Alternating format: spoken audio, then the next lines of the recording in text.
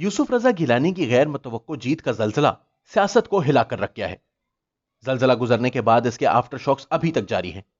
اسی جیت کی وجہ سے وزیر اعظم عمران خان کو قومی اسمبلی سے اعتماد کا ووٹ لینا پڑا، اور اسی زلزلے کی وجہ سے چیئرمین سینٹ کے الیکشن پر قیاس آرائیاں جاری ہیں۔ پنجاب حکومت اور وزیر اعلیٰ عثمان بزدار کی طرف سے سینٹ کے الیکشن میں بھرپور کردار ادا نہ کر سکنے کے بعد اب ایک بار پھر پنجاب میں تبدیلی پر سرگوشیاں جاری ہیں۔ فی الحال کسی متبادل کا نام فائنل نہیں ہو سکا۔ جب تک یہ نام فائنل نہیں ہوگا تبدیلی کی بات جاری رہے گی، مگر عمل نہیں ہو پائے گا۔ یوسف رضا گیلانی کی سینٹ سیٹ پر فتح کے حوالے سے کئی اندرونی کہانیاں زیر گردش ہیں۔ سیاسی ذرائع کے مطابق صرف 16 افراد نے پارٹی لائن سے ہٹ کر ووٹ نہیں دیے، بلکہ ان کی تعداد کہیں زیادہ تھی۔ نون لیگی رہنماؤں کو شک ہے کہ ان کے 4 ارکان نے، جبکہ اپوزیشن کی صفوں میں سے 6 مزید افراد نے حکومتی امیدوار حفیظ شیخ کو ووٹ دیے، جبکہ حکومت کی طرف سے تقریباً 25-26 افراد نے پارٹی لائن سے ہٹ کر خفیہ طور پر یوسف رضا گیلانی کو ووٹ دیے۔ گویا دونوں طرف سے بغاوت کرنے والے افراد کی تعداد 36 کے قریب تھی۔ اتنی بڑی تعداد کا اپنی اپنی جماعتوں سے ناراض ہونا بذات خود ایک بڑا سوال ہے اور ایک سیاسی بحران کی نشاندہی کرتا ہے۔ اس سے صاف پتہ چلتا ہے کہ پارٹی قیادت اور ایم این ایز کے درمیان اعتماد کا بحران پیدا ہو چکا ہے، اور بظاہر اس بحران کو پر کرنے کے لیے کوئی کوشش ہوتی بھی نظر نہیں آ رہی۔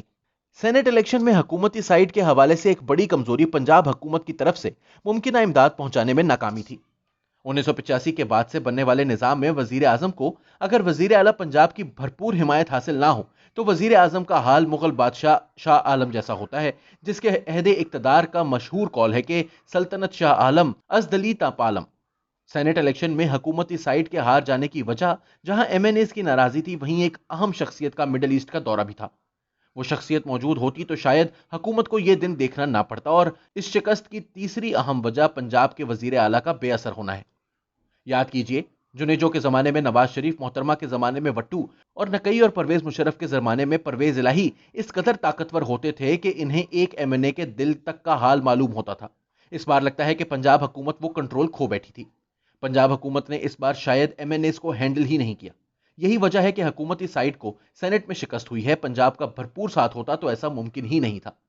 شاید یہی وہ پس منظر ہے جس کی وجہ سے پنجاب میں تبدیلی کی افواہیں پھر سے گردش میں ہیں۔ پہلے کہا گیا کہ راجہ بشارت کے نام پر اتفاق ہو گیا، پھر اطلاع آئی کہ نہیں، علیم خان اور راجہ بشارت دونوں کے نام زیر بحث ہیں۔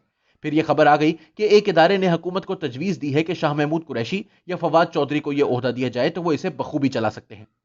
یہ بھی کہا گیا کہ پنجاب کے اراکین اسمبلی میں سے اسلم اقبال، راجہ یاسر ہمایوں اور مراد راس کے نام بھی زیر غور آ چکے ہیں۔ میری ذاتی رائے میں جب تک متبادل نام فائنل نہیں ہوتا اس وقت تک عثمان بزدار کا ہی توتی بولتا رہے گا۔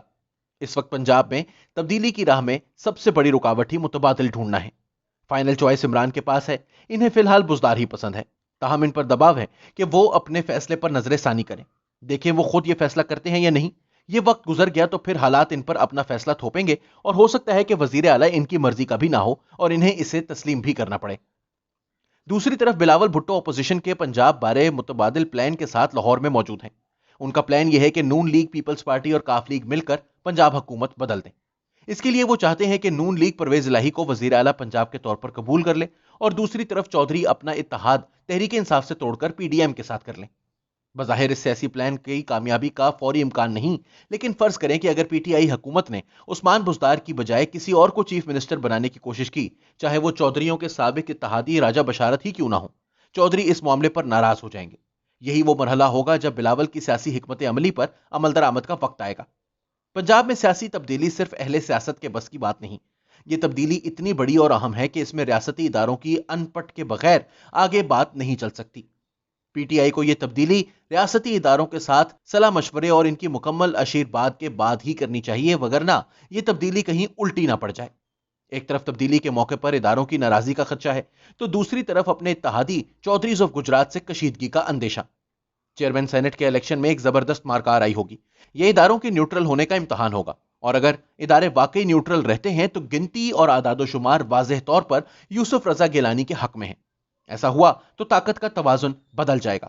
چیئرمین سینٹ اپوزیشن کا آ گیا تو یہ آفٹر شاک دھماکہ خیز ہوگا، اور اس سے مزید تبدیلیوں کی راہ ہموار ہوتی رہے گی۔ امکان یہ ہے کہ نیوٹرل ہونے کے دعووں کے باوجود سینٹ میں حکومت کے لیے ہزیمت فی الحال پالیسی کا حصہ نہیں ہے، اس لیے حکومت کی فتح کے لیے پورا زور لگے گا۔ توقع تھی کہ سینٹ الیکشن کے بعد سیاسی لہریں پرسکون ہو جائیں گی، مگر ہوا اس کے الٹ ہے۔ سیاسی سمندر میں طوفان در طوفان آ رہے ہیں۔ چیئرمین سینٹ کا الیکشن اور پھر پنجاب میں ممکنہ تبدیلی اور اس کے علاوہ اپوزیشن کا لانگ مارچ اور تحریک عدم اعتماد، یہ سب وہ اہم واقعات ہیں جو آنے والے دنوں میں ہونے ہیں۔ اس لیے سیاست کے سمندر میں جوار بھاٹا کسی کیفیت رہے گی۔ فی الحال سیاست میدانوں کی بجائے ایوانوں میں ہے۔ کاش ایوانوں میں صرف ہار جیت اور مقابلے کے کھیل نہ ہوں، بلکہ وہاں قانون سازی کے لیے مصالحت اور مصلحت کا راستہ بھی اپنایا جائے۔ کاش ایک دوسرے کو ناک آؤٹ کرنے اور واک آؤٹ کرنے کی بجائے مل جل کر کام کرنے کی روایت پر عمل کیا جائے۔